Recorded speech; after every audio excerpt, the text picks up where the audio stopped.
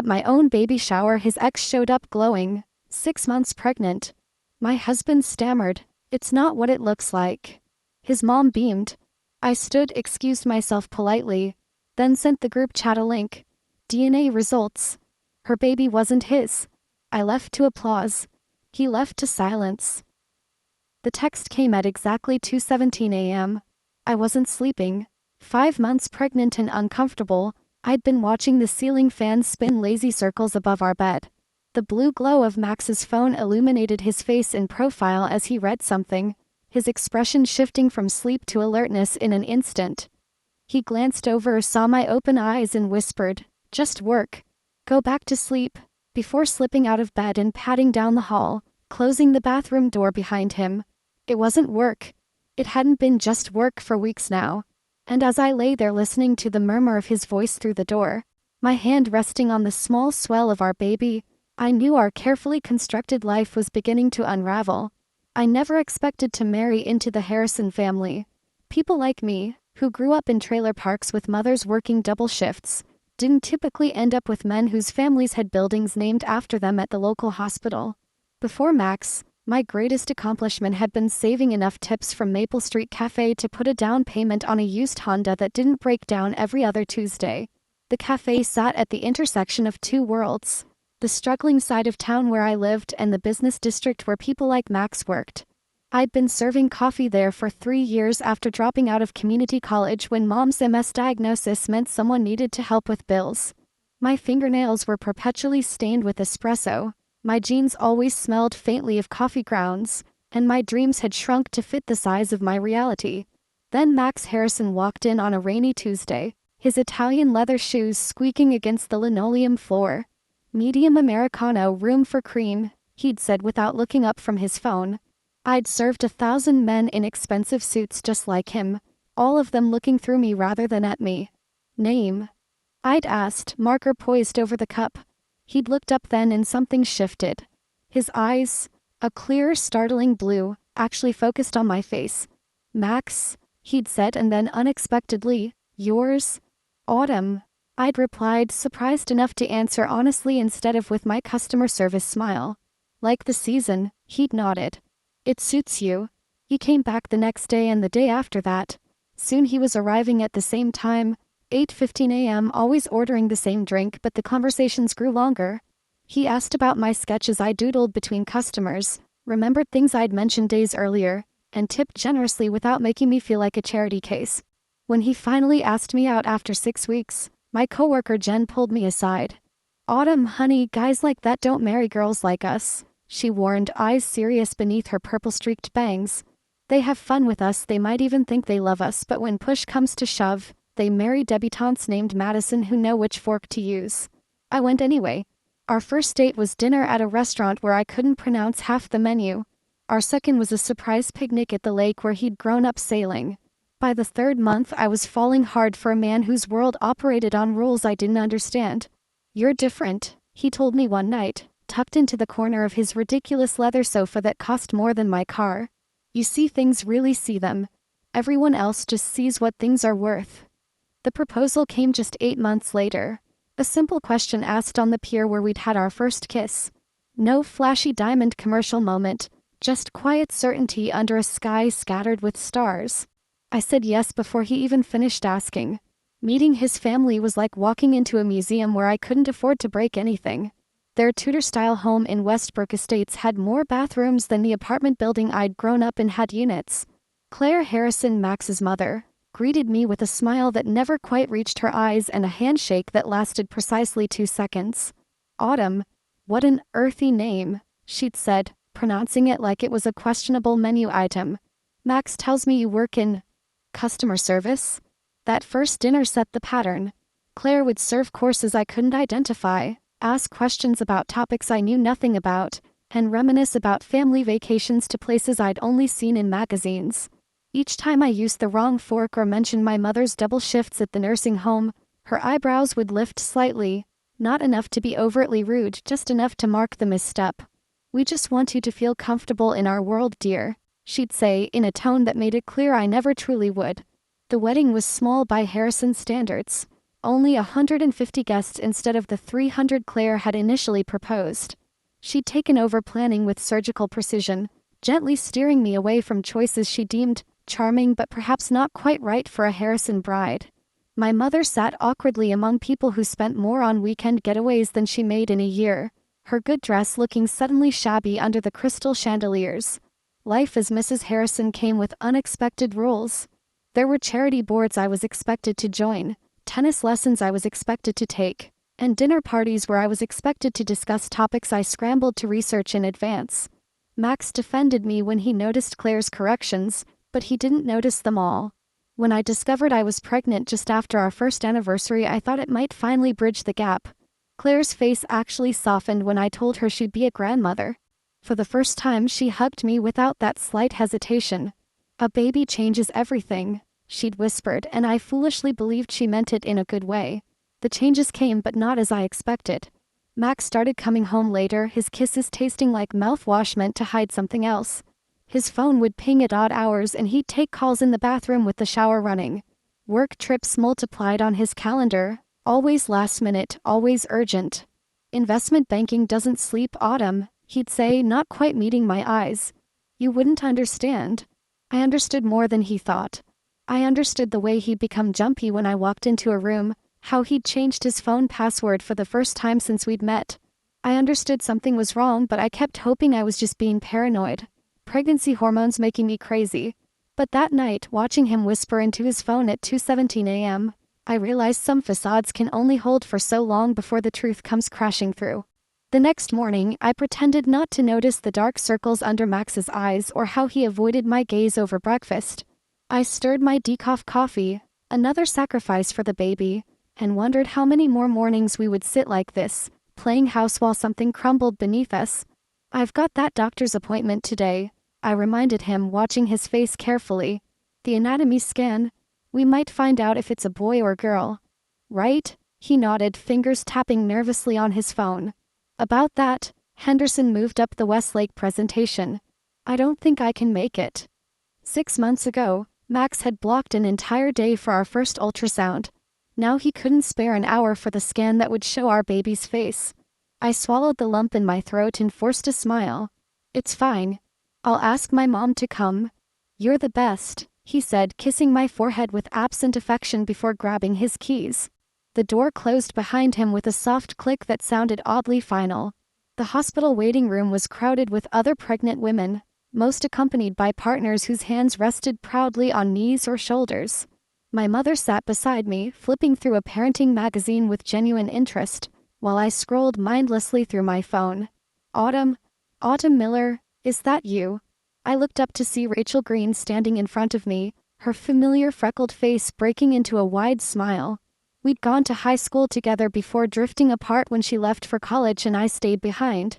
"It's Harrison now," I corrected automatically, then hated myself for it. "Rachel, what are you doing here?"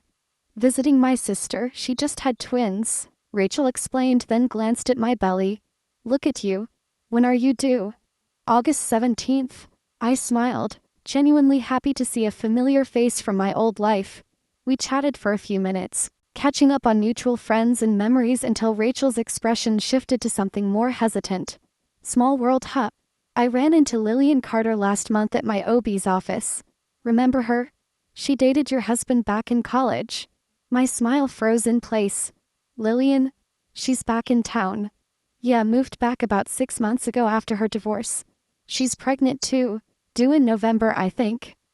Rachel's eyes darted to my expression, registering something there. Probably just a coincidence running into both of you like this. But Rachel wasn't good at hiding things, never had been. There was something in her eyes, a question she wasn't asking. My throat tightened. "Probably," I agreed, voice carefully neutral. "Hey, give me your number. We should catch up properly." After the appointment, a healthy baby girl, my mother crying beside me as tiny hands waved on the monitor. I sat in my car alone, hands shaking on the steering wheel. November. Just 3 months after my due date. I did the math in my head. If Lillian was due in November, she would have conceived around February. The same month Max had that emergency conference in Chicago.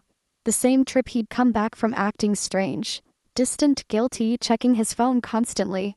I drove home in a fog, pulled into our driveway and sat there with the engine off, trying to decide what kind of woman I wanted to be. The kind who confronted her husband with nothing but suspicion? The kind who ignored red flags to preserve her peace? Or something else entirely? That night while Max showered, I did something I'd never done before. I picked up his phone, unlocked with the same password he'd been using since we met, his mother's birthday, and opened his messages. Nothing incriminating with Lillian's name, but there were dozens of texts to someone saved simply as L, dating back months. The most recent from this morning. Doctor confirmed everything's fine. 20 weeks now. We need to talk about how to handle this. My hands were steady as I took screenshots, sending them to myself before deleting the evidence from his outgoing messages. An odd calm settled over me, the kind that comes when suspicion hardens into certainty. I replaced his phone exactly where I'd found it, then opened my laptop and began researching paternity testing. 2 days later, I waited outside Max's gym in my car, watching as he emerged in his expensive workout clothes, water bottle in hand. I followed at a distance as he tossed the bottle into a recycling bin near the parking lot exit. Once he drove away, I retrieved it, carefully placing the bottle with his DNA into a Ziploc bag. This is going to sound strange, I told my old friend Jen over coffee the next day, but I need a strand of hair. From a man. One that isn't related to Max. Jen raised an eyebrow but didn't ask questions. One of the reasons we'd stayed friends through everything. She plucked a hair from her boyfriend's sweatshirt draped over her chair. Will this work? The lab downtown was discreet, specializing in immigration cases and private paternity concerns. I paid cash, money I'd been saving from the household allowance Claire insisted I should have despite not needing to work anymore. The technician explained they would run the test twice. Once with the husband's sample against the fetal DNA they could extract from my blood, and once with the unrelated male's hair as a control. Results in 3 to 5 business days, he explained, not meeting my eyes. I wondered how many desperate women like me had sat across from him, seeking answers they didn't want to find. 4 days later the lab called. Mrs. Harrison, your results are ready. Would you like us to email them, or would you prefer to pick them up in person? Email is fine, I said, voice steadier than I felt. The results came through while I was folding tiny pink onesies for the nursery. I sat on the edge of the bed, one hand on my growing belly, and opened the attachment. The unrelated male sample came back negative, as expected. Max's sample showed a 0% probability of paternity with my baby. I read the line 6 times, each time hoping the words would somehow rearrange themselves. They didn't. I printed the results and locked them in my desk drawer, then calmly finished folding the baby clothes. Something cold and determined had settled in my chest, replacing the panic and hurt with something almost like purpose. My baby shower was in 3 days. The elaborate affair Claire had been planning for months at the country club, inviting everyone who mattered in their social circle. I could confront Max now, tonight when he came home, with questions and accusations and tears. I could demand explanations about Lillian, about the baby she carried that apparently wasn't his either, about the lies that had been piling up between us like dead leaves. Part of me wanted to scream until my voice gave out, to break things, to make him feel even a fraction of the pain tearing through me. Is that I decided to wait. 3 days wasn't long in the grand scheme of betrayal, and there was a certain poetry to letting the truth unfold in front of everyone Max and Claire had ever tried to impress. I touched my stomach gently, feeling my daughter kick against my palm. It's just you and me now, baby girl, I whispered. And we're going to show them exactly what we're made of. The morning of my baby shower dawned bright and clear, sunlight streaming through our bedroom windows with cruel cheerfulness. I'd barely slept, the weight of what I knew, and what I planned to do, pressing against my chest like a stone. For 3 days I'd moved through our home like a ghost, speaking when spoken to, smiling when appropriate, all while carrying the printed lab results in my purse like a loaded gun. Max had noticed something was off but attributed it to pregnancy hormones. You feeling okay? He'd asked that morning, his hand hovering near my shoulder without quite touching it. Just nervous about today, I replied honestly. So many people. He nodded, relieved to have an explanation that didn't implicate him. Mom's gone all out. Everyone's excited to celebrate. I bet they are, I murmured, watching his face for any flicker of guilt. There was none. Either he was a better actor than I'd given him credit for, or he truly believed his secrets were safe. Claire had booked the East Garden at Westbrook Country Club, the most exclusive space they offered, with its marble fountains and views of the perfectly manicured golf course. When we arrived, she was already directing the staff, her silver blonde hair swept into an immaculate updo, her pearl earrings catching the light as she gestured toward a table of gifts. "Autumn, darling," she called, air-kissing my cheek. "You look comfortable." Her eyes took in my simple maternity dress, the nicest one I owned but clearly not up to her standards. "I've put you and Max at the center table, of course. The photographer will be here any minute." Of course there would be a photographer. In Claire's world, moments weren't truly lived unless they were professionally documented and perfectly curated. I nodded, scanning the elaborate decorations, blush pink roses in crystal vases, custom napkins with the baby's expected birth month, and a 3-tiered cake that looked too beautiful to eat. The lot, I managed, genuinely overwhelmed. Nothing but the best for my first grandchild. Claire beamed, squeezing my arm with surprising warmth. For a brief, disorienting moment, I felt a stab of grief for what might have been. A normal family celebrating a baby with genuine joy instead of whatever performance this was about to become. Guests began arriving in waves. Claire's friends from the club, neighbors from our gated community, Max's colleagues from the investment firm. They circled me with practiced enthusiasm, hands reaching to touch my belly without permission, voices cooing the same questions I'd answered a dozen times already. August 17th. Yes, a girl. We're thinking Olivia after Max's grandmother. No nursery theme yet. The words felt like lines from a script I'd memorized, delivered while the real me watched from somewhere far away. My mother arrived, looking uncomfortable but determined in her new dress, clutching a modestly wrapped present and eyeing the champagne fountain with thinly veiled amazement. "This is something else," she whispered, hugging me tight. "You okay, sweetie? You seem a million miles away." Before I could answer, the door to the garden opened and time seemed to slow down. Lillian Carter stood in the entrance, her hand resting protectively over a small but unmistakable baby bump. She wore a fitted green dress that highlighted her pregnancy, her blonde hair falling in perfect waves around a face I recognized from old photos Max had once forgotten to remove from a drawer. She looked uncertain, glancing around until her eyes landed on Claire, who gave her a small, encouraging nod. The conversations around me dimmed to a murmur as heads turned, guests trying to place this newcomer who clearly hadn't been on the invitation list. I felt rather than saw Max freeze beside me, his champagne flute suspended halfway to his lips. "What is she doing here?" he hissed, voice tight with panic. I turned to him slowly, studying the color draining from his face. "You tell me, Max." Claire appeared suddenly at Lillian's side, guiding her forward with a proprietary hand on her elbow, weaving through stunned guests toward us. The look on Claire's face was triumphant, almost glowing, nothing like the frozen horror on her son's. "Autumn dear, I don't believe you've met Lillian," Claire said, her voice carrying just enough to ensure nearby guests could hear. "Max's college sweetheart. She's recently moved back to town and is expecting herself. Such a happy coincidence." Lillian at least had the decency to look uncomfortable, her eyes darting between Max and me. "I told Claire this wasn't appropriate," she murmured, "but she insisted it would be fine." "It's not what it looks like," Max stammered, looking wildly between us, sweat beading at his hairline. "Autumn, I swear to God."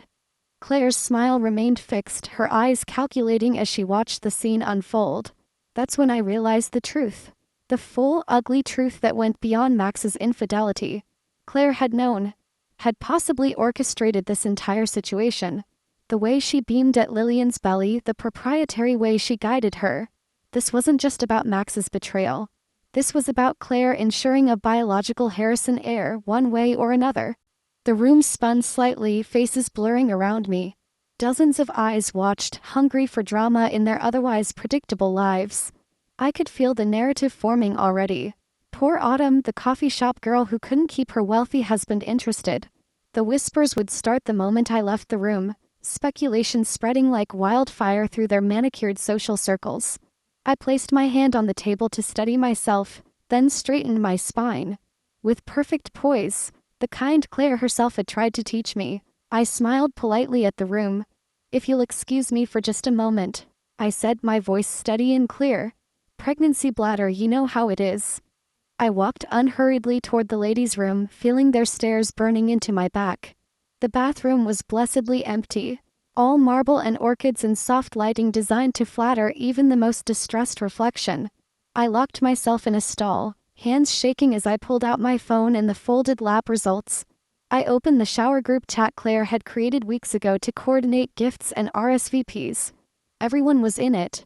Max, Claire, my mother, all the guests currently sipping champagne and waiting for the scene to play out. With steady fingers, I photographed the DNA results, making sure the conclusion was clearly visible. 0% probability of paternity. Just before hitting send, I added a simple message. Seems like there are 2 babies that aren't Max's. Congratulations on your performance, Claire. I hope it was worth it. I pressed send, waited for the confirmation that the message had delivered, then took a deep breath and unlocked the stall door. In the mirror, I studied my reflection. Cheeks flushed, eyes bright with unshed tears, but spine straight and shoulders back. Your daughter is watching, I whispered to myself, hand on my belly. Show her what dignity looks like. As I walked back toward the garden, I could already hear the collective gasp, the ping of dozens of phones receiving my message simultaneously. I pushed open the door, stepping into whatever came next. As I pushed open the garden doors, I was greeted by a symphony of notification sounds. Soft pings, chirps, and vibrations creating a strange electronic chorus throughout the room. Faces were illuminated by blue screen light as guests huddled over their phones, confusion furrowing their brows. Time seemed to slow as I stood in the doorway, watching understanding dawn across the garden in waves. First came confusion. Brows furrowed, heads tilted as they tried to parse the clinical language of the lab report. Then came realization, eyes widening, mouths forming perfect O's of shock. Finally, the inevitable turn of heads toward Max, then Lillian, then Claire, then back to me. Someone's champagne glass shattered on the marble floor, the crash unnaturally loud in the sudden silence. No one moved to clean it up.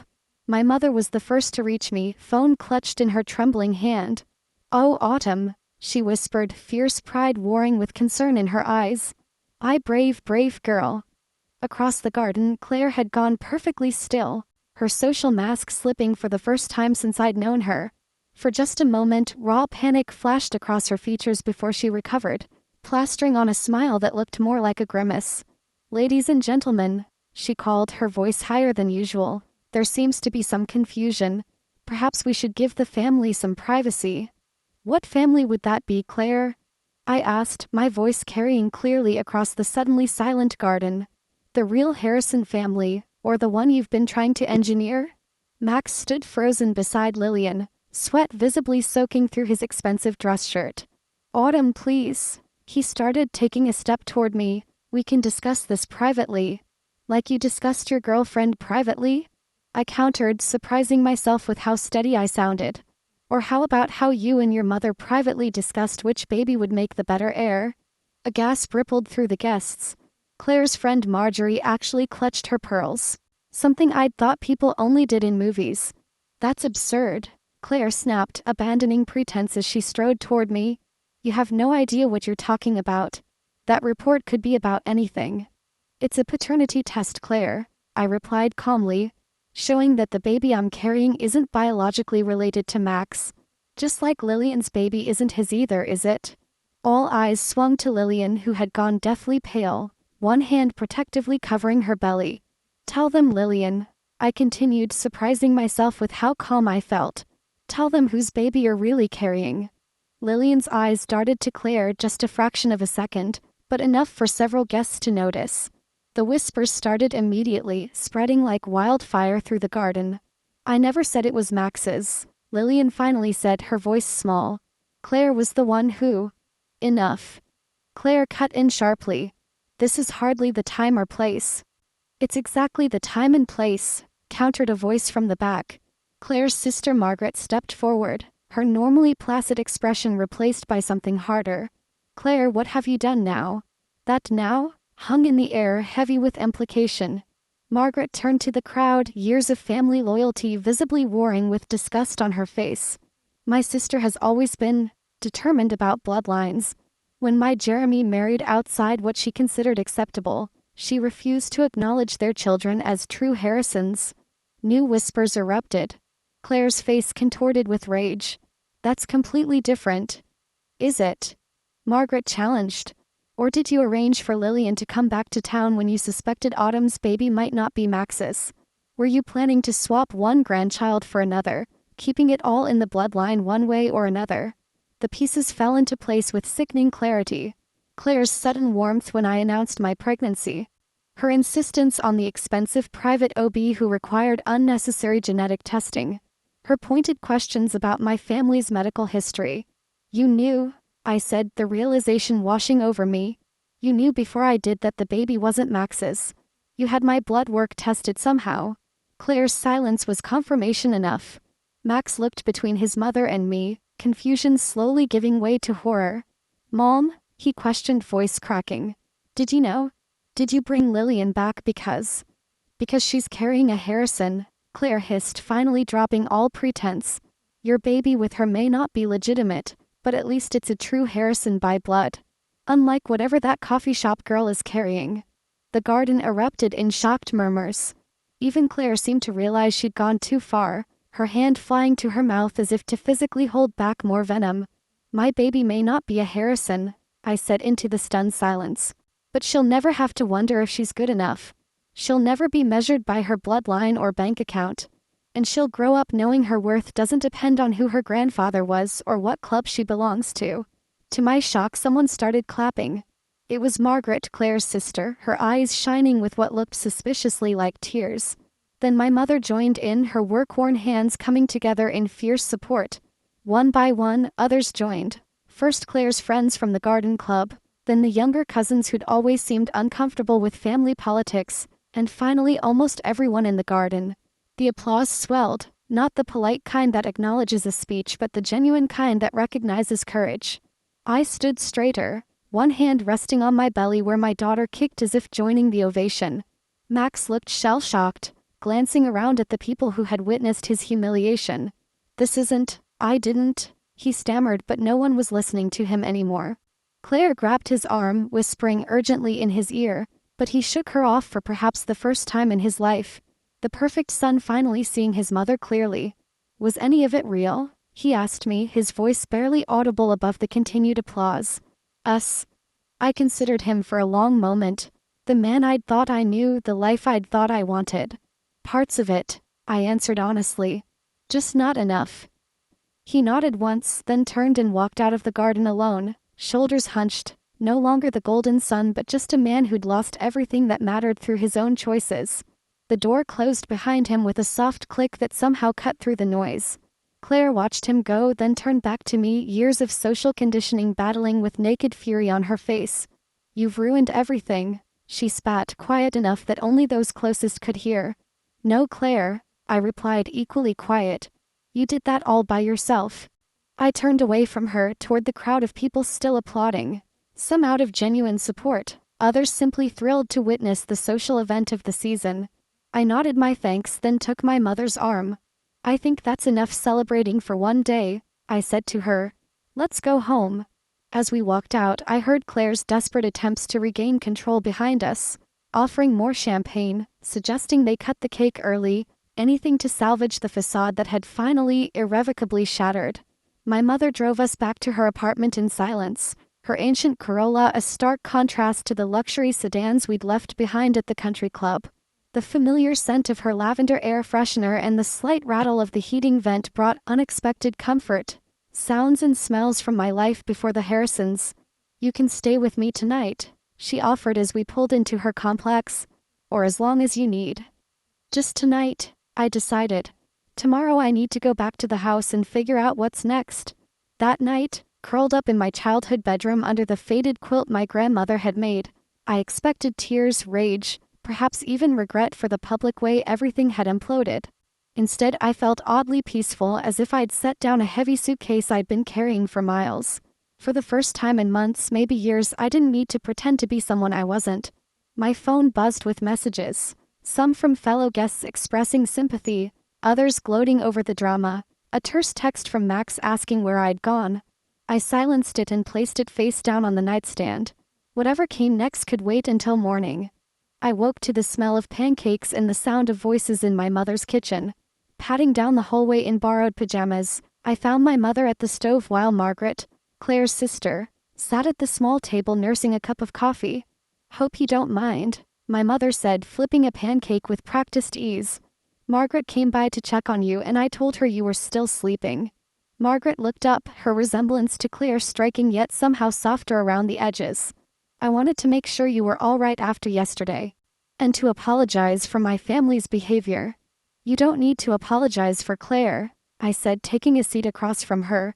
"Not just Claire." Margaret stirred her coffee slowly.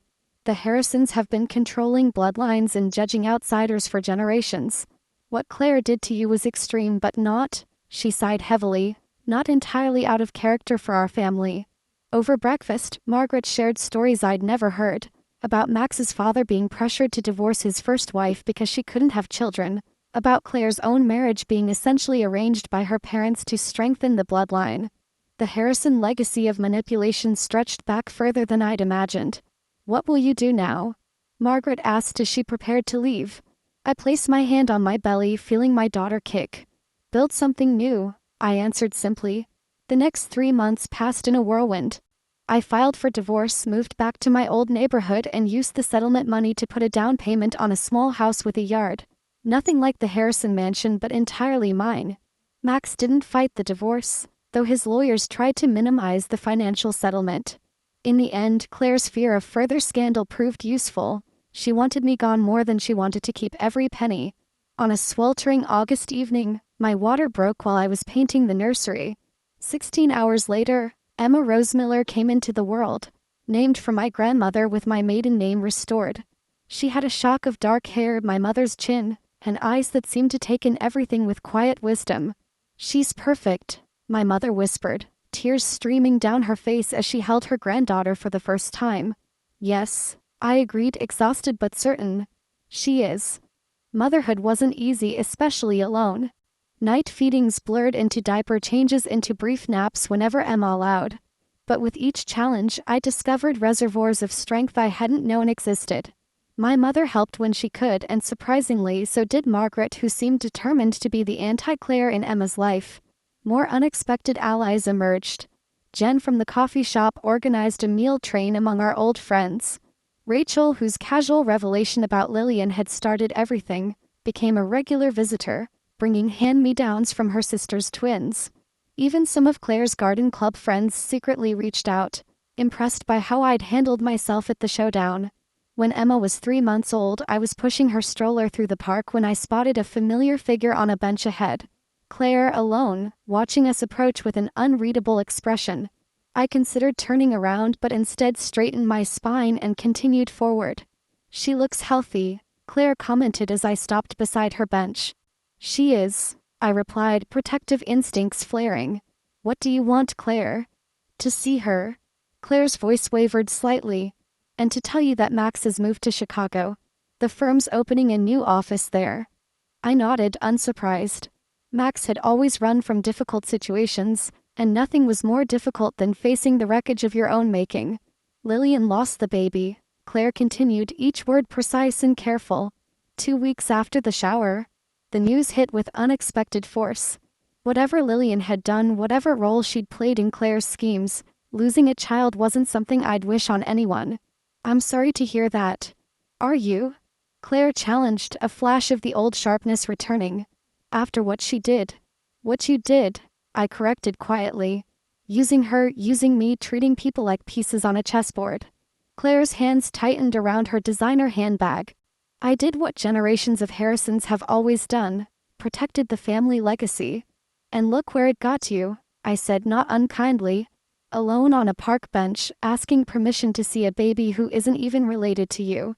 Something crumpled in Claire's expression then, a glimpse behind the perfect facade I'd never been permitted to see before. "Do you know what my mother said to me the day I brought Max home from the hospital? Not I'll get too attached, he belongs to the Harrison name before he belongs to you." I believed her. God help me, I've spent my whole life believing her. For the first time, I saw Claire not as the villain of my story but as another woman shaped by expectations she hadn't chosen.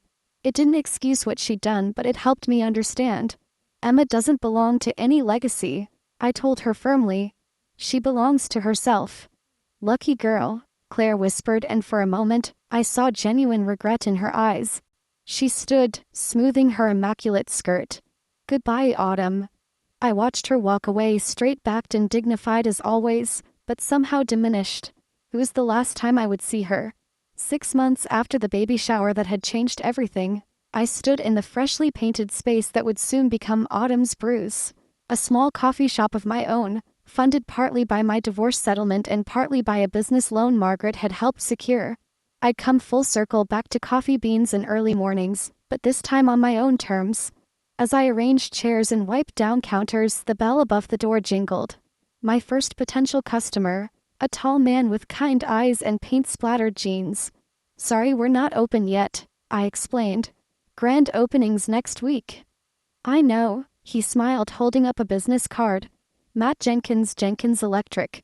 Your neighbor 2 doors down mentioned you needed some help with the lighting. Emma gurgled from her playpen in the corner, drawing his attention. His smile widened as he waved to her. Hey there, little one. That's Emma, I said, watching his natural ease with my daughter. She has your smile, he observed, then looked embarrassed. Sorry, that was presumptuous. No, I corrected him with a small smile of my own. That was exactly right. As he checked the wiring and we discussed lighting options, I felt something I hadn't expected to feel again so soon. A flutter of possibility, the sense of a door opening rather than closing. Not romance necessarily, not yet, but connection. Authenticity. A conversation without calculation or pretense. The perfect facade had shattered, but in its place, something real was beginning to grow.